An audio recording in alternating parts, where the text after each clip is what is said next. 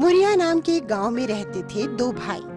बचपन से ही उनकी हमेशा झगड़ने की आदत थी। इस वजह से बड़े होने पर दोनों साथ में नहीं रहते थे। दोनों के घर अलग थे। एक भाई मुरारी लाल बहुत अमीर था और दूसरा भाई बंसी लाल बहुत गरीब था। मुरारी लाल के घर में सब अच्छे अच्छे कपड़े पहनते, हर दिन अच्छा अच्छा खाना खाते और हर त्योहार धूमधाम से मनाते। उधर बंसीलाल के घर में एकदम उल्टा था।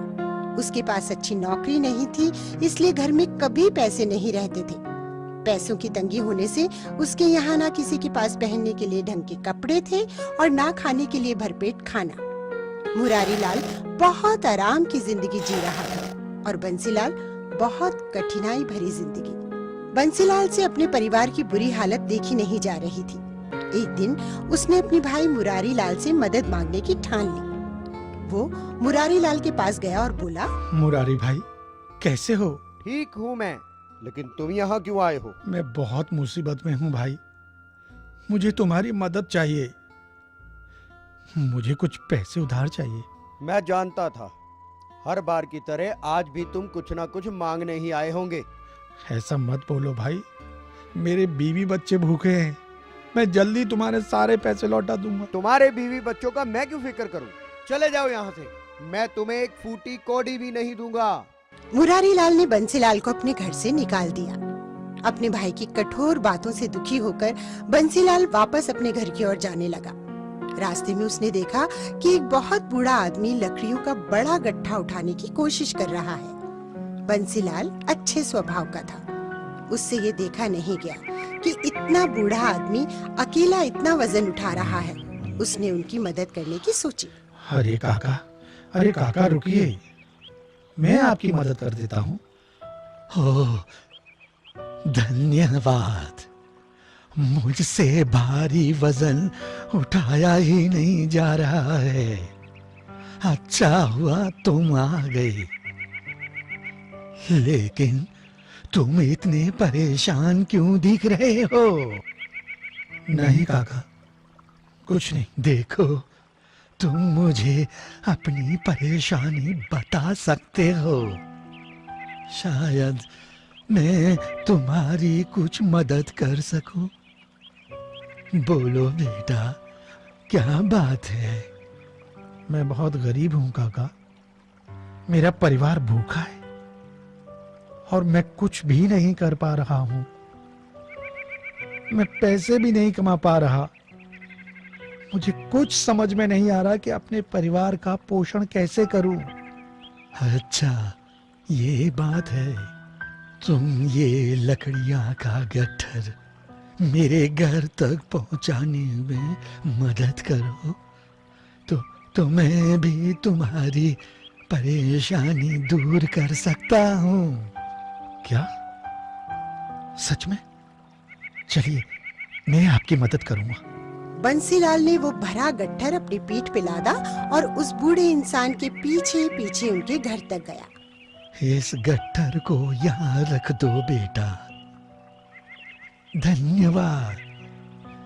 प्रभु तुम्हारी सारी परेशानियां दूर करे। फिर वो अपने घर से एक मीठी रोटी लाया और बंसीलाल को दे दी। इस रोटी को लेकर तुम जंगल में जाओ। काफी दूर जाने पर तुम्हें आलू बुखारे के 3 पेड़ दिखेंगे। उन पेड़ों के पीछे एक छोटा सा पहाड़ है और पहाड़ के ऊपर एक छोटी सी झोपड़ी। वहाँ 3 बौने रहते हैं और उन्हें मीठी रोटी बहुत पसंद है। उन्हें ये रोटी देकर बदले में तुम्हें उनसे पैसे नहीं, पत्थर की चक्की मांगनी है। बंसीलाल ने उनकी सारी बात बहुत ध्यान से सुनी और मीठी रोटी लेकर वो तुरंत जंगल की ओर निकल पड़ा। बहुत देर आगे चलने पर उसे आलू बुखारा के वो 3 पेड़ दिखे जो उस बूढ़े आदमी ने बताए थे। उन पेड़ों के फल बहुत मीठे और ताजे लग रहे थे। बंसीलाल का मन वहाँ कुछ देर रुककर फल खाकर आगे बढ़ने का हुआ, लेकिन वो उन बौनों के पास पहुँचने में देर नहीं करना चाहता था। उसने अपनी भूख को नजरअंदाज किया और आगे बढ़ता रहा। थोड़ा आगे बढ़ने पर उसे पहाड़ दिखा और उस पहाड़ के ऊपर एक छोटी सी झोपड़ी। झोपड़ी देखकर बंसीलाल खुश हो गया और एक नई फुर्ती के साथ वो आगे बढ़ने लगा। वो झोपड़ी के अंदर गया और उसने देखा वहाँ 3 बौने थे। बूढ़े आदमी की सारी बातें सच थी। वो पहले से ही मन उस बूढ़े आदमी का धन्यवाद करने लगा। बंसीलाल ने पहले कभी बौने नहीं देखे थे। उन्हें देखते ही वो थोड़ा उत्साहित हो गया। उनके हाव भाव, उनके कपड़े, उनकी टोपी आदि देखता ही रह गया। वो भूल गया कि वो किस काम के लिए आया था। लेकिन बौने उसे देखकर बहुत नाराज हो गए। लेकिन बंसीलाल अपने उत्साह में उनका गुस्सा देख ही नहीं पाया। अचानक बौना बोला, कौन हो तुम? अंदर कैसे आ गए? बंसीलाल अचानक उनकी आवाज सुनकर सहम गया और होश में आया। मैं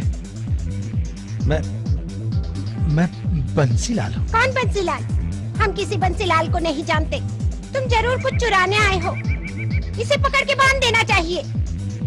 ये सुनते ही बंसीलाल डर गया और उसके हाथ से वो मीठी रोटी नीचे गिर गई।